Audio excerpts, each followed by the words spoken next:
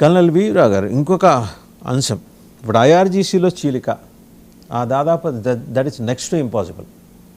మనకి ఇప్పటివరకు ఉన్న రిపోర్ట్స్ డబ్బుకి ఇతరత్ర ప్రలోభాలకి పవర్కి లొంగనంత అత్యంత విశ్వాసపాత్రమైన మతపరమైన విశ్వాసాలతో నిండిన వాళ్ళతోటి బాగా కూరి ఆ విశ్వాసాలని నిండిన వాళ్ళని తన దగ్గర అట్టే పెట్టుకున్నాడు. 140,000 మంది 150,000, మీరు కరెక్ట్ ఫిగర్ చెప్పగలరు.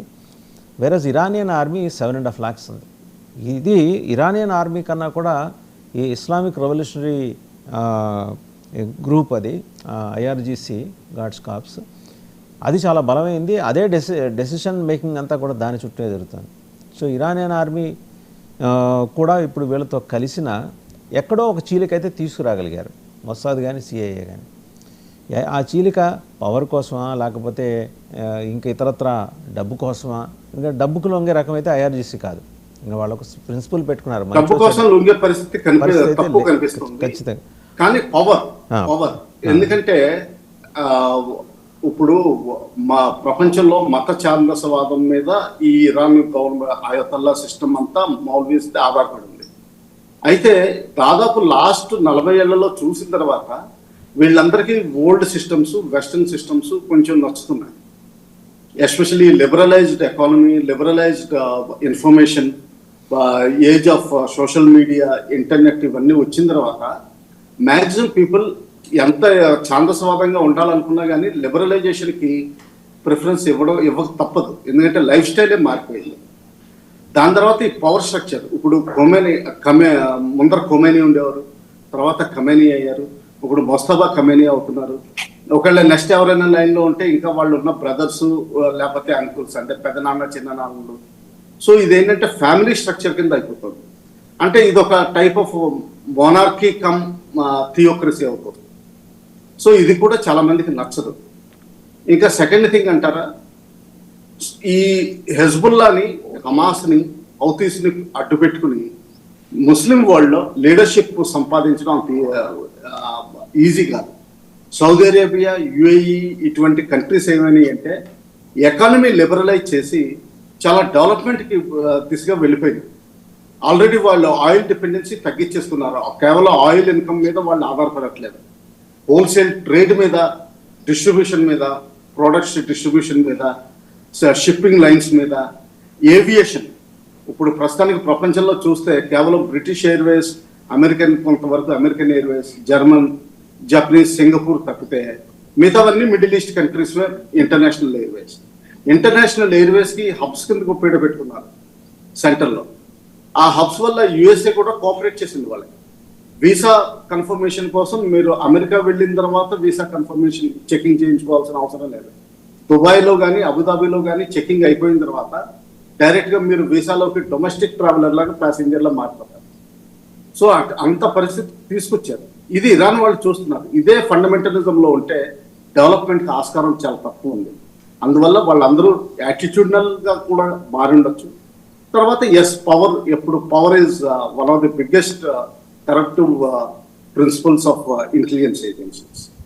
ఇరాన్లో ఉన్నది ది బిగ్గెస్ట్ ప్రాబ్లం ఏంటంటే వాళ్ళు ఇంటెలిజెన్స్ని అంత డెవలప్ చేసుకోలేకపోయారు, especially Jewish world, western world.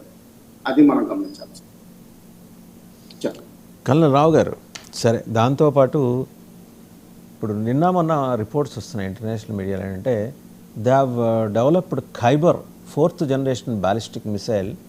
మీరు ఇందాక చెప్పుకుంటూ వచ్చారు చూడండి, మ్యాక్ 18 మీరు చెప్పింది, మ్యాక్ 18 పైన 15. ఇది మ్యాక్ 18, మ్యాక్ 24 అట. ఇది స్పేస్లోకి వెళ్ళి తిరిగి వచ్చేప్పుడు దాంట్లో సగం స్పీడ్ తోటి, అంటే వార్ హెడ్ తోటి మాత్రమే వస్తుంది. Warhead guided by a small instrument as to where it has to target the identified areas or identified individuals. Zigzag route కూడా తీసుకుంటుంది, రాడార్ని తప్పించుకుంటుంది, ఇలా రకరకాలు. ఇది యుఎస్ఎస్ అబ్రహాం లింకన్కి అండ్ యుఎస్ఎస్ జెరాల్డ్ ఆర్ ఫోర్డ్కి కూడా అత్యంత ప్రమాదకరమైన సంకేతం అనే పద్ధతిలో కొన్ని వార్తలు వచ్చినాయి. ఇది నిజంగా ఖైబర్ని డెవలప్ చేశారా? దానికి పూర్తి పేరు 6 అక్షరాలతో ఉంది. It's typical to spell out, but Khyber అని వాళ్ళు పెట్టుకున్నారు. దానికన్నా ముందు వాళ్ళు అది పెట్టి తర్వాత బ్రాకెట్లో విత్ ఇన్ బ్రాకెట్స్ ఖైబర్ అని చెప్తున్నారు. బట్ అది నిజమేనా, లేకపోతే ఇది కూడా ఏదైనా ఎగ్జాగరేషనా టు ఫ్రైటన్ ది వెస్టర్న్ కంట్రీసా? అది నిజమేనండి.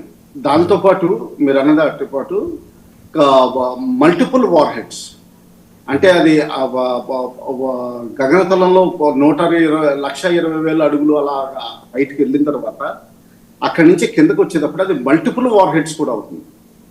అంటే ఒక 7-8 బాంబులు ఈజీగా అయిపోతుంది. మరి నాకు ఈ ఎగ్జాక్ట్ వెపన్ డీటెయిల్స్ తెలియదు, కానీ 10 వరకు చేయొచ్చు. ఆ 10కి కూడా టెర్మినల్ గైడెన్స్ ఉంటుంది. అంటే ఏంటంటే ఒక ఏరియాలో పడేటప్పుడు వీటిని కొంచెం బ్లాక్స్ లా చేసి ఆ టెర్మినల్ గైడెన్స్ వేరువేరుగా పెడతారు. సో దానివల్ల ఏంటంటే ఒకవేళ మన కౌంటర్ రెడార్ పట్టుకుని ఇప్పుడు మన డ్యామేజ్ చేసిన వాటిలో ఈ రెడార్ని ఫస్ట్ డ్యామేజ్ చేశారు. అంటే ఏంటంటే ఇరాన్ కూడా చాలా వరకు చాలా సిస్టమేటిక్గా ఏదో యథాలాపంగా ఉన్న ఇన్సర్జెంట్ టెర్రరిస్ట్ ఫోర్స్ కాకుండా ఇంటెలిజెన్స్ తోటి ఆపరేట్ చేస్తుంది. ఆ రెడార్ని డ్యామేజ్ చేయడంతో ఈ మల్టిపుల్ వార్ హెడ్స్ని పట్టుకోవడం కష్టం అవుతుంది. ఒకవేళ ఎయిర్ క్రాఫ్ట్ కానీ మిసైల్స్ కానీ వేటిని హీట్ సీకింగ్ కానీ ఇటువంటి టెక్నిక్స్ వాడితే దాన్ని తప్పించుకోవడానికి ఆపరేటర్ గైడెన్స్ దొరుకుతుంది. లాస్ట్ మినిట్లో satellite data plus photographic matching, అంటే ఏంటంటే అది మ్యాచ్ చేసుకుని అక్కడ టార్గెట్ చేసుకుంటాం. ఈ విధంగా మనం అనుకోవచ్చు. సో దీనివల్ల ఎఫికసీ పెరుగుతుంది. వీళ్ళు ఎప్పటి నుంచి అనౌన్స్ చేస్తున్నారు, ఇప్పుడు లాస్ట్లో అది తీసే అవకాశాలు చాలా ఉన్నాయి. అందుకనే ముందర రెడార్స్ని నావిగేషన్ సిస్టమ్స్ని వీళ్ళు డిస్ట్రాయ్ చేయడం జరిగింది. అండ్ అపార్ట్ ఫ్రమ్ దట్ అండి, నిన్న ఇజ్రాయెల్ లైవ్ న్యూస్ దాంట్లో ఒక అబ్జర్వేషన్ వచ్చిందండి, ఒక చిన్న video they have released. Hezbollah has used a cluster munition for the first time, a kind of warhead which scatters smaller secondary explosives over a wide area upon detonation. Residents of Metula have been ordered to remain inside. చాలా స్పష్టంగా ఏంటంటే అది war హెడ్స్ని కిందకి తీసుకొచ్చిన తర్వాత on ground వచ్చిన తర్వాత మళ్ళీ మల్టిపుల్ వార్ హెడ్స్గా ఇందాక మీరు అన్నారు చూడండి పెనట్రేట్ అవుతుంది. So residents of that Metula area have been advised to stay remain in their houses అని చెప్పి. అంటే అటు హెజ్బుల్లాస్ కూడా దీనికి దిగారంటే ఇరాన్ ఖచ్చితంగా ఇది ఇరాన్ టెక్నాలజీయే కదా. ఇది ఇరాన్ టెక్నాలజీ అంటే ప్లస్ చైనా సపోర్ట్ చేస్తుంది దీనికి. రైట్.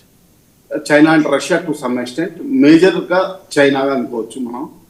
ఇప్పుడు క్లస్టర్కి దీనికి తేడా ఏమొస్తుందంటే అండి, మల్టిపుల్ రీఎంట్రీ అప్పుడు 10 సెపరేట్ టార్గెట్లు డెసిగ్నేట్ చేయొచ్చు వేరువేరుగా. ఈ క్లస్టర్ ఎమ్యునిషన్ అంటే ఏమవుతుందంటే అది బాంబు గాల్లో పేలినప్పుడు మల్టిపుల్ ఇదే అయిపోతుంది. ఆ మల్టిపుల్ అవడం వల్ల ఏరియా పెరుగుతుంది. తర్వాత ఏంటంటే 100% టార్గెట్ హిట్ అయ్యే అవకాశాలు ఎక్కువ ఉంటాయి. సో డేంజర్ ఏరియా పెరుగుతుంది. ఆ డేంజర్ ఏరియా పెరగడం వల్ల ఒక్కోసారి ఎంత ప్రిపరేషన్స్ చేసుకున్నా కానీ, డిఫెన్సివ్ ప్రిపరేషన్స్ చేసుకున్నా కానీ డ్యామేజ్ అయ్యే అవకాశాలు ఎక్కువ కనిపిస్తాయి. అటువంటిది క్లస్టర్ ఎమ్యునిషన్ ఆల్రెడీ వాడడం జరిగింది.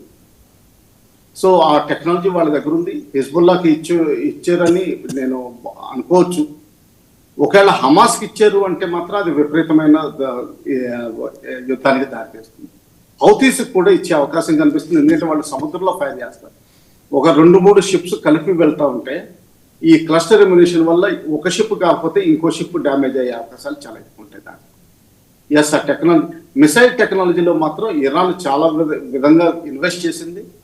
ఆ విధంగా సక్సెస్ఫుల్ కూడా అయింది. అలాగే డ్రోన్స్లో తర్వాత కామికేజ్ డ్రోన్స్లో కూడా 2-3 రకాలు. ఒకటి long distance, high altitude, high endurance. తర్వాత మీడియం ఆల్టిట్యూడ్, మీడియం ఎండ్యూరెన్స్.